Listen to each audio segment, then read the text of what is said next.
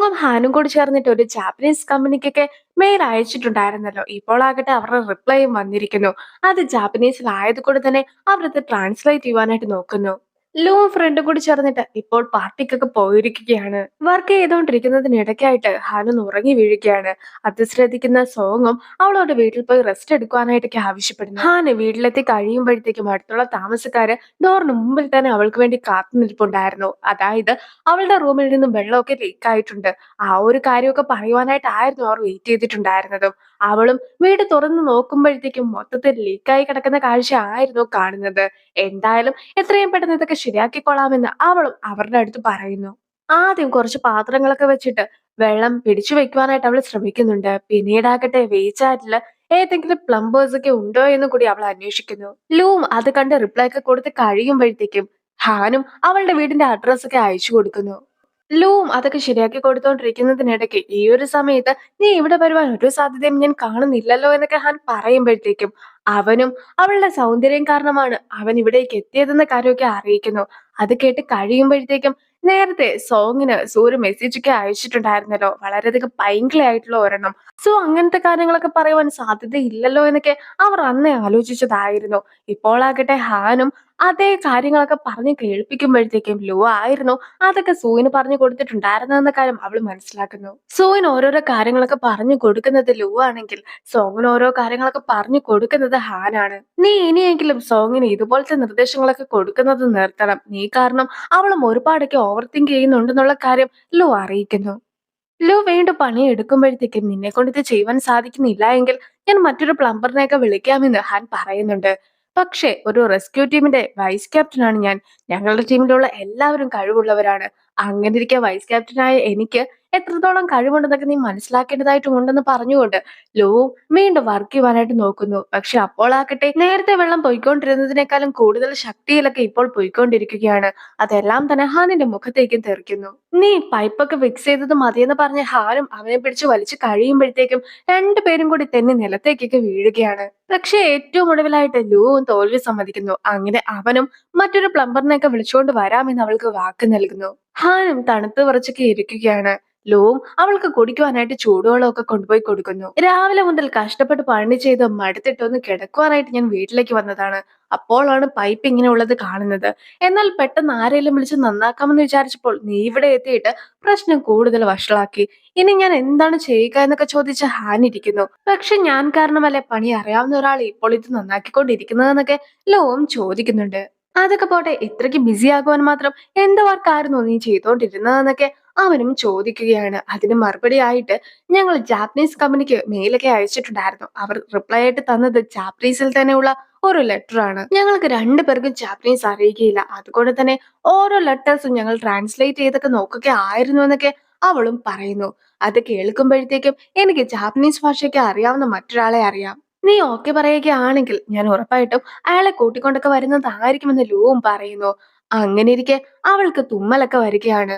മരുന്നൊക്കെ കഴിക്കുവാനായിട്ട് ലൂ ആവശ്യപ്പെടുന്നുണ്ടെങ്കിലും വീട്ടിൽ മരുന്ന് ഒന്നും തന്നെ ഉണ്ടായിരുന്നുമില്ല. ലൂവും ഹാനിന്റെ ജലദോഷമൊക്കെ മാറുവാനായിട്ട് ഫോണിൽ നോക്കി എന്തൊക്കെയോ സാധനങ്ങളൊക്കെ ഉണ്ടാക്കുകയാണ്. ഹാൻ അപ്പോഴും വർക്ക് ചെയ്തുകൊണ്ടിരിക്കുകയായിരുന്നു. ഇനി ലൂവും അതൊക്കെ കുടിക്കുവാനായിട്ട് അവൾക്ക് നൽകുന്നുണ്ടെങ്കിലും അവനും ആവശ്യത്തിൽ കൂടുതൽ സാധനങ്ങളൊക്കെ അതിൽ ചേർത്തിട്ടുള്ളത് കൊണ്ട് തന്നെ അവൾക്കത് കുടിക്കുവാൻ പോലും സാധിക്കുന്നില്ല. അവനും പിന്നീട് കുറച്ച് വെള്ളമൊക്കെ എടുത്തോണ്ട് വരാമെന്ന് പറഞ്ഞ് പോകുന്നുണ്ടെങ്കിലും വെള്ളത്തിലാകട്ടെ ഒരുപാട് ഉപ്പൊക്കെ ഇട്ടിട്ടായിരുന്നു കൊടുത്തിരുന്നത്. ആ വെള്ളമൊക്കെ കുടിച്ചു നോക്കുന്ന ഹാനും അവന്റെ മുഖത്തേക്കൊക്കെ അത് തുപ്പിക്കളയുന്നു. ഉപ്പുവെള്ളമൊക്കെ കുടിക്കുകയാണെങ്കിൽ പനിക്കും ഡീഹൈഡ്രേഷനും നല്ലതാണെന്നുള്ള കാര്യം അവനായിട്ട് ഹാനിനെ അറിയിക്കുകയാണ്. അതുകൊണ്ടായിരുന്നു അവൻ വെള്ളത്തിൽ ഉപ്പൊക്കെ ചേർത്തിട്ടുണ്ടായിരുന്നത്. പക്ഷെ ചെറിയ ഉപ്പുവെള്ളമെന്നായിരുന്നു അവൻ ഉദ്ദേശിച്ചിട്ടുണ്ടായിരുന്നെങ്കിലും വെള്ളത്തിലാകട്ടെ അവൻ ഒരുപാട് ഉപ്പൊക്കെ ഇട്ടിട്ടുമുണ്ടായിരുന്നു. എന്നാൽ ഞാൻ പോയി മറ്റെന്തെങ്കിലും ഉണ്ടാക്കാമെന്നൊക്കെ ലു പറയുന്നുണ്ടെങ്കിൽ പോലും ഇപ്പോളാകട്ടെ അവൾക്ക് ചെറിയൊരു ജലദോഷവും പനിയും മാത്രമാണുള്ളത്. പക്ഷെ ഇവൻ ഉണ്ടാക്കിക്കൊണ്ട് വരുന്ന സാധനങ്ങളൊക്കെ കഴിക്കുകയാണെങ്കിൽ ഫുഡ് പോയിസൺ ഒക്കെ ആകുവാനുള്ള സാധ്യത കൂടുതലാണ്. അതുകൊണ്ട് തന്നെ നീ ഇവിടെ നിൽക്കേണ്ടതായിട്ടില്ല എന്നൊക്കെ പറഞ്ഞിട്ട് ലൂവിനെ ഹാൻ പുറത്താക്കുന്നു.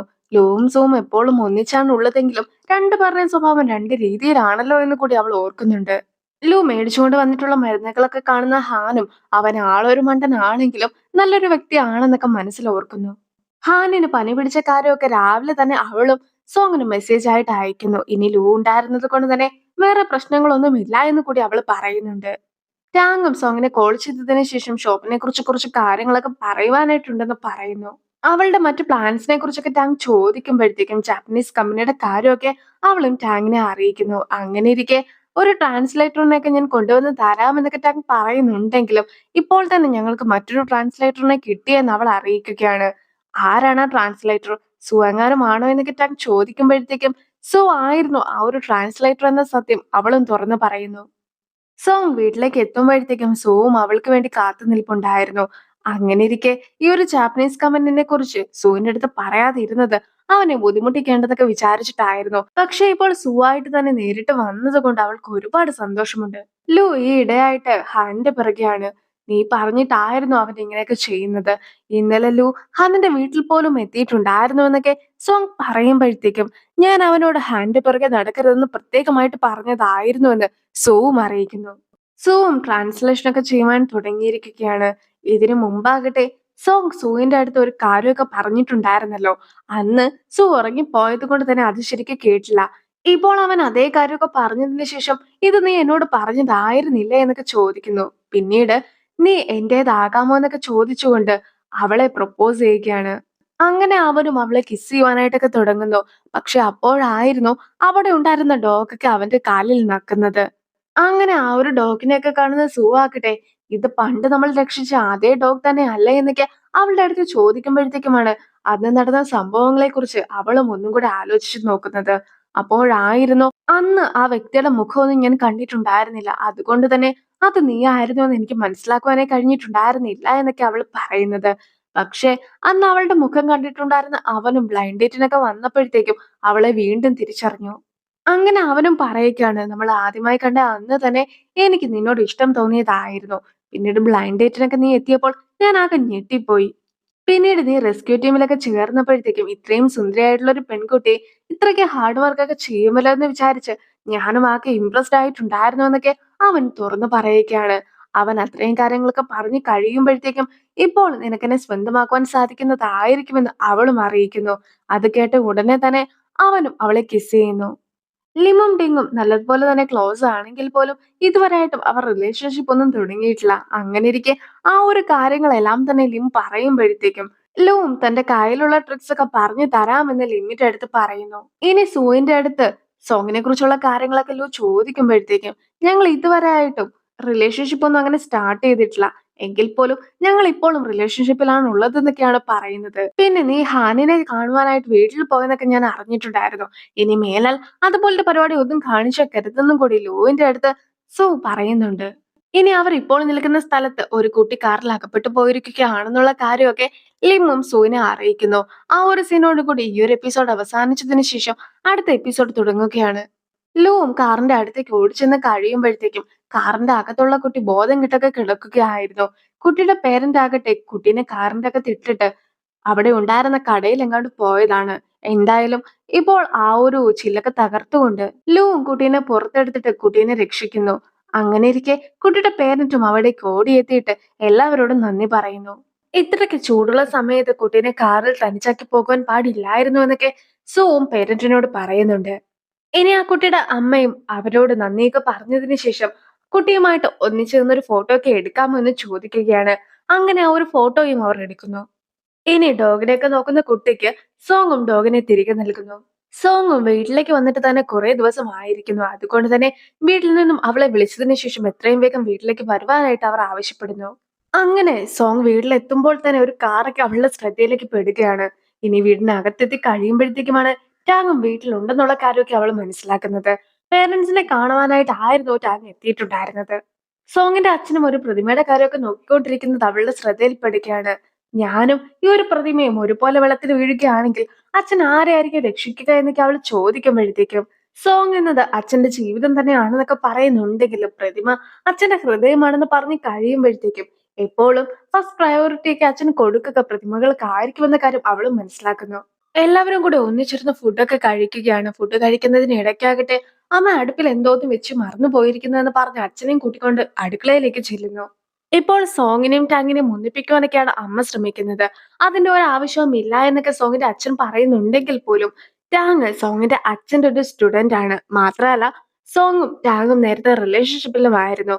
ഇപ്പോഴും അവന് അവളെ ഇഷ്ടമാണ്. മാത്രമല്ല അവനൊരു സക്സസ്ഫുൾ ആയിട്ടുള്ള മനുഷ്യനുമാണ്. അങ്ങനെയിരിക്കെ ഇവരെ രണ്ടുപേരെയും ഒന്നിപ്പിക്കുന്നതാണ് ഏറ്റവും നല്ല കാര്യമെന്നൊക്കെ അമ്മ സംസാരിക്കുന്നു. നമ്മൾ നമ്മുടെ ഇഷ്ടമല്ല അവളോട് പറയേണ്ടത്. മറിച്ച് അവൾക്ക് എന്താണോ ഇഷ്ടം അത് അവൾ തിരഞ്ഞെടുക്കട്ടെ എന്നൊക്കെ അച്ഛനും പറയുന്നു. സോങ്ങുമായിട്ട് ബ്രേക്കപ്പ് ആയതിനു ശേഷം നീ ആരെങ്കിലും ഡേറ്റ് ചെയ്തിട്ടുണ്ടായിരുന്നോ എന്നൊക്കെ ടാങ്ങിന്റെ അടുത്ത് അമ്മ ചോദിക്കുമ്പോഴത്തേക്കും അവനും വർക്കിന്റെ തിരക്ക് കാരണം ആരെയും ഡേറ്റ് ചെയ്തിട്ടുണ്ടായിരുന്നില്ല എന്നൊക്കെ പറയുന്നു. അതുകൊണ്ട് തന്നെ സോങ്ങും നീയും ഇപ്പോൾ സിംഗിൾ ആയതുകൊണ്ട് തന്നെ ഒരു കൈയും കൂടി നോക്കുവാനായിട്ടൊക്കെ അമ്മയും അവന്റെ അടുത്ത് ആവശ്യപ്പെടുകയാണ്. പക്ഷെ അതൊക്കെ കേൾക്കുമ്പോഴത്തേക്കും സോങ്ങിന് അത് ഇഷ്ടപ്പെടാതെ അവിടെ നിന്നും എണീറ്റ് പോകുന്നു. അമ്മ വായി തോന്നിയ പല കാര്യങ്ങളും പറയാറൊക്കെ ഉണ്ട്. അതുകൊണ്ട് തന്നെ ഇപ്പോൾ പറഞ്ഞത് നീ കാര്യമായിട്ട് എടുക്കണ്ട എന്നൊക്കെ അവിടെ നിന്നും ഇറങ്ങുന്ന സമയത്ത് സോങ്ങും പറയുന്നു. ഇനി അവനും അതത്രയ്ക്ക് കാര്യമായിട്ട് എടുത്തില്ല എന്ന് പറഞ്ഞതിന് ശേഷം അവളുടെ ഷോപ്പിനെ കുറിച്ചൊക്കെ കൂടുതലായിട്ട് അന്വേഷിക്കുകയാണ്. അവരങ്ങനെ പോയതിനു ശേഷം അമ്മ വീണ്ടും ടാങ്ങിനെയൊക്കെ പുകഴ്ത്തി സംസാരിക്കുകയാണ്. അമ്മ പറയുന്നതിനെതിരെ ഒന്നും പറയാതെ അച്ഛൻ അതെല്ലാം കേട്ടിരിക്കുന്നുണ്ടെങ്കിൽ പോലും അമ്മ പറയുന്നതുമായി ഒരു യോജിപ്പും അച്ഛനും ഉണ്ടായിരുന്നില്ല. അപ്പോൾ ആ ഒരു സീനോട് കൂടി ഈ ഒരു വീഡിയോ അവസാനിപ്പിക്കുകയാണ്. അടുത്തൊരു വീഡിയോ ആയിട്ട് ഇത്രയും വേഗം കാണാം. ബൈ.